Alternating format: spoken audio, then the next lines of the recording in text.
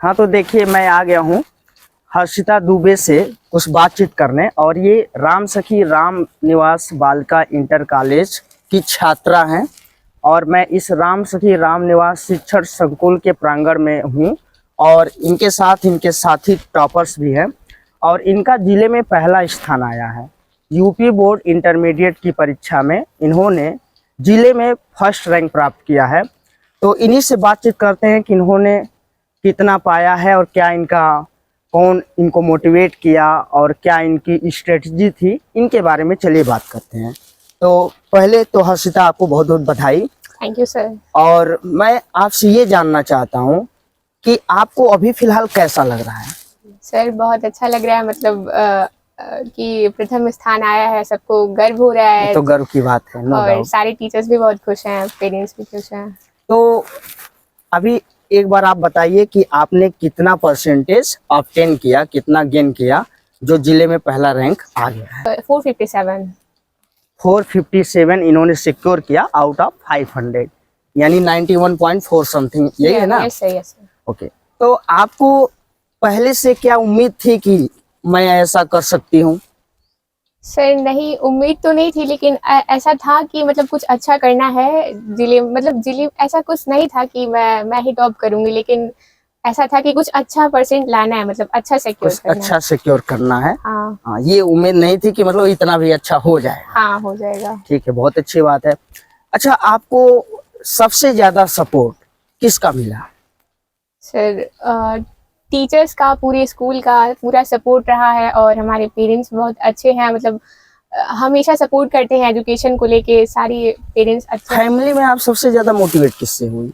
सब फैमिली में हमारे बाबा थे, उन्होंने मतलब मुझे बहुत अच्छे से गाइड किया, मतलब बताया कि कैसे टाइम मैनेजमेंट कैसे करना है, मैं बाबा से ही सीखी। और एजुकेशन में आई थिंक सबसे ज्यादा इम्पोर्टेंट टाइम मैनेजमेंट ही अच्छा होता है। हर्षिता, मैं यहाँ आपको रोकना चाहूंगा। Yes sir. इन्होंने कहा कि फैमिली में सबसे ज्यादा मोटिवेशन इन्होंने अपने बाबा जी से सीखा, यानी बाबा ने इनको सबसे ज्यादा मोटिवेट किया या बहुत सारी चीजें सिखाई, जो आजकल के छात्रों में बहुत कम देखने को मिलता है। वो बुजुर्गों से इतनी दूरी बना लेते हैं कि उनका कोई लेना देना नहीं रहता। उनको लगता है कि नहीं, ये तो बुजुर्ग है, इनका कोई मतलब नहीं है हमारे एजुकेशन को लेकर के, या ये हमारे लिए कुछ हितैषी नहीं है, ऐसा मन में चलता रहता है। आज के युवा पीढ़ी बुजुर्गों से काफ़ी डिस्टेंस बना लेते हैं, चाहे वो किसी भी तरह हो, चाहे कोई भी रीजन हो सकता है। वो मोबाइल लेके बैठ जाते हैं, लैपटॉप लेके बैठ जाते हैं। लेकिन हर्षिता जो जिले में पहला स्थान प्राप्त की है, इन्होंने बताया कि कैसे इनके बाबा जी ने इनको मोटिवेट किया, इनको सिखाया, और इन्होंने उनसे बहुत कुछ टाइम मैनेजमेंट उनसे सीखा। तो हर्षिता, अब आप ये बताइए कि आपकी स्ट्रेटजी क्या थी? मतलब आप कैसे पढ़ाई को लेकर के, मतलब कैसे पढ़ी, क्या करना, हमारे आने वाले जनरेशन को बताइए कि किस कदर आप पढ़ाई कर सकते हैं, या फिर आपको अभी ये भी लगता होगा कि कुछ कमियां रह गई होगी जिसकी वजह से आप प्रदेश में पहला रैंक नहीं पाई। आप क्या और करना चाहती थी, क्या और अच्छा की होती तो और अच्छा हो गया होता, ठीक है ना? तो इसके बारे में कुछ बताइए। सर मैं सभी को पहले तो कांग्रेस करना चाहूँगी, जो जिन्होंने अपना एग्ज़ाम पास किया और अच्छे रैंक हासिल की, सबको मैं कांग्रेचुलेशंस कहना चाहूँगी। और मेरी स्ट्रेटजी ऐसे, मतलब कोई, जैसे कि मैं स्लॉट वाइज पढ़ती थी, ऐसे घंटे में नहीं पढ़ती थी, मतलब गिन के नहीं पढ़ती थी कि कितने घंटे पढ़ रही हूँ, नहीं, लेकिन मैं स्लॉट वाइज पढ़ती थी। जैसे सुबह में थोड़ी पढ़ाई कर ली स्कूल आने से पहले, और जैसे कुछ बाकी रहता था वो पढ़ लेती थी, और फिर स्कूल में जो पढ़ाई होती थी उसे मैं पढ़ती थी पूरा, मतलब। और फिर जब घर जाती थी तो जो स्कूल में होमवर्क मिला है तो वो उसे कंप्लीट करना, यही। और ये बहुत बड़ी बात आपने कही कि जो स्कूल में होमवर्क मिला है उसको आपने प्रॉपर ध्यान दिया। अमूमन ऐसा होता नहीं है कि बच्चों को होमवर्क दिया जाता है तो उसे इग्नोर कर देते हैं और या फिर करना नहीं चाहते। आपने ये बताया कि हमने जो होमवर्क मिला उसको किया, फिर स्लॉटेड में पढ़े, फिर मैंने ये काउंटिंग नहीं की कई घंटा पढ़ा, ठीक है। आपने बस एक डिजायर था कि हाँ मुझे बस पढ़ना है, और ब्रेक लेकर के इंटरवल बना के पढ़ा। और सोने से पहले मैं सबको रिवाइज भी कर लेती थी, क्योंकि रिवीजन बहुत इम्पोर्टेंट होता है। सोने से पहले आपने रिवाइज भी किया। तो आज के जो जनरेशन है जो अभी इंटरमीडिएट में जाएंगे, या फिर चाहे वो किसी भी सेक्शन के हो, कॉन्वेंट हो, यूपी बोर्ड हो, सबके लिए बहुत इंपॉर्टेंट चीजें हैं कि आपको क्या होमवर्क मिला है, क्या आपको रिवीजन करना है। इस सब चीजों को लेकर के थोड़ा सा अवेयर होना पड़ेगा। अब एक आखिरी सवाल पूछते हैं हर्षिता से कि आपने जो इस विद्यालय में पढ़ाई की, वो कब से पढ़ाई की और इस विद्यालय के बारे में कुछ हमें बताइए। मैंने अपनी यहाँ पे मैं 7th क्लास से पढ़ रही हूँ जी।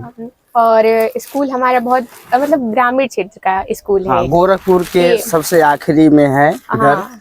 और गांव साइड में है, जहाँ पे हमको लगता है कि दूर दूर तक बच्चे गांव में इस तरह का एजुकेशन नहीं ले पाते नहीं हैं, ले और ले भी पाते हैं तो इस तरह की सुविधाएं नहीं मिल पाती है जो हमें इस राम सखी राम निवास शिक्षण संकुल में देखने को मिलती है। तो आपको यहाँ का क्या चीजें अच्छा लगी, कैसे एजुकेशन मिलते हैं, क्या व्यवस्थाएं हैं, उसके बारे में कुछ बताइए। क्योंकि ये ग्रामीण क्षेत्र में आने वाला स्कूल है और जी। यहाँ पे जितनी सुविधाएं हैं उतना मुझे नहीं लगता कि किसी ग्रामीण क्षेत्र के स्कूल में होंगी। एक ऐसा स्कूल जहाँ पे सभी तरह की सुविधाएं उपलब्ध हैं इस स्कूल में, और यहाँ पे जो चीजें हैं मतलब A ग्रेड की लैब हैं और सारे टीचर्स मतलब बहुत अच्छे हैं। अच्छा, लैब भी तीनों सेपरेट है, हाँ, फिजिक्स का, केमिस्ट्री केमिस्ट्री का, का, बायो का, अलग अलग लैब जी, है और लाइब्रेरी है। हाँ, प्रॉपर वहाँ पे प्रैक्टिकल्स वगैरह होते हैं। यहाँ से बच्ची पढ़ी है, किस क्लास में आपने एडमिशन लिया यहाँ पे? 7th class. 7th में लिया। और 7th से आज तक का जो सफर रहा है वो कैसा रहा है?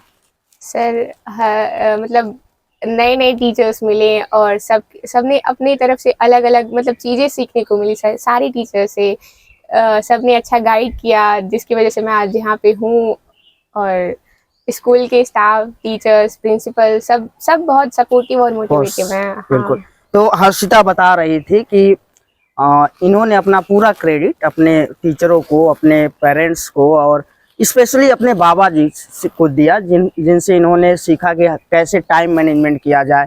और इन्होंने एक बात बोली कि यहाँ जो माहौल है, जो एजुकेशन सिस्टम है, शायद ही यूपी बोर्ड में स्पेशली कहीं किसी विद्यालय में होती होगी। इस तरह A ग्रेड की लैब है, सारी व्यवस्थाएं हैं।